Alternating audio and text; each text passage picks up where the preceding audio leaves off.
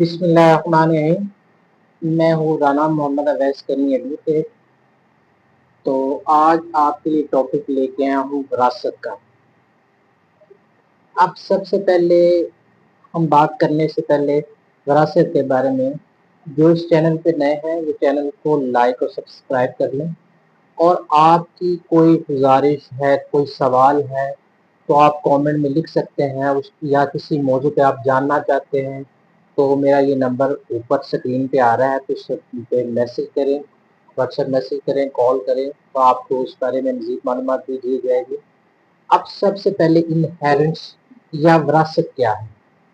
ہم اس کو basically deal کرتے ہیں مسلم پرسنل لا سے ڈرائیو کرتے ہیں۔ مسلم پرسنل لا کہتا ہے جب ایک بندہ فوت ہو جاتا ہے تو فوت ہونے کے بعد اس کی وراثت اس کے لیگل ہیئر میں تقسیم کی جاتی ہے۔ اب وراثت میں کیا چیزیں؟ وراثت میں دو طرح کی چیزیں ہوتی ہیں، موویبل پراپرٹی ہوتی ہے اور اموویبل پراپرٹی ہوتی ہے۔ اب اس کو اسلامی طریقہ کار کیا ہے کہ اس کو کس طرح تقسیم کیا جا سکتا ہے؟ سب سے پہلے اسلامی طریقہ یہ کہتا ہے کہ اگر بندہ مر گیا ہے تو سب سے پہلے مرنے والے کے کفن کے اخراجات جو بھی اس کے دفنانے پہ ہوں گے تو سب سے پہلے اس کو منہا کیا جائے گا۔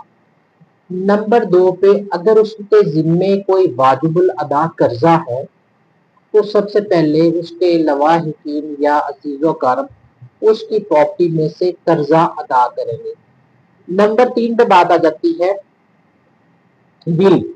اگر مرنے والے نے کوئی ول کی ہے تو ول کا 1/3 ادا کرنے کے بعد وراثت تقسیم کی جاتی ہے۔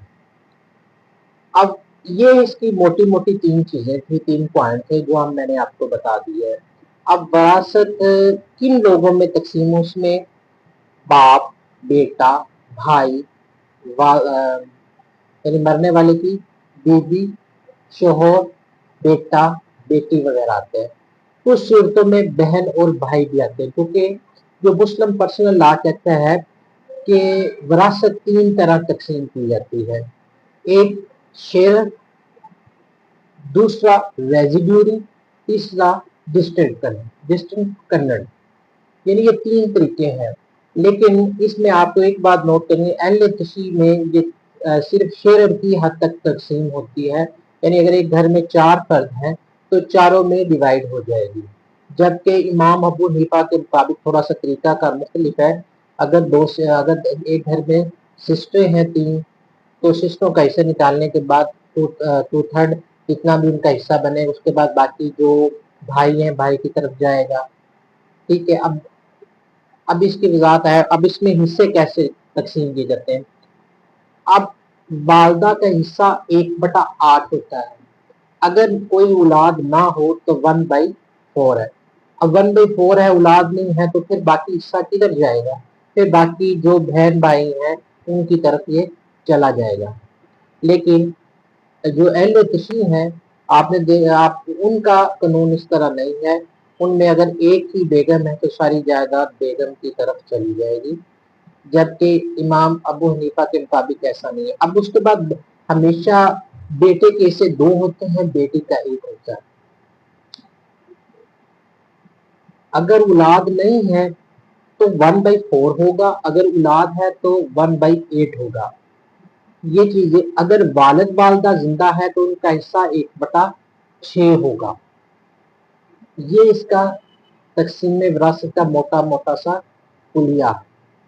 اب اس کے بعد وراثت کی تقسیم کے لیے کون سے ڈاکومنٹ کی ضرورت ہوتی ہے؟ ایک تو اس کا طریقہ کار کیا ہے؟ وراثت کی تقسیم کے لیے کچھ چیزوں، مثلا آپ کے پاس ڈیتھ سرٹیفکیٹ ہونا چاہیے، نمبر 1۔ نمبر 2 FRC فارم ہونا چاہیے۔ نمبر 3 شناختی کارڈ ہونے چاہیے۔ یہ کیونکہ وراثت میں سب سے پہلے یہ ہونا ہے، دیکھنا ہوتا ہے لیگل ہیئر کون سے ہے، لیگل ہیئرس کو ہی وراثت کی تقسیم دی جائے گی۔ تو دیکھنے کا شکریہ۔ آگے آگے والی ویڈیو میں ہم یہ بتائیں گے کہ سکسیشن کا سرٹیفکیٹ بنانے کا کیا طریقہ ہے، اور سکسیشن اور وراثت کے ذریعے کیسے لیا جاتا ہے، اس میں کون سے طریقہ کار ہے یہ ہم اگلی ویڈیو میں بتائیں گے.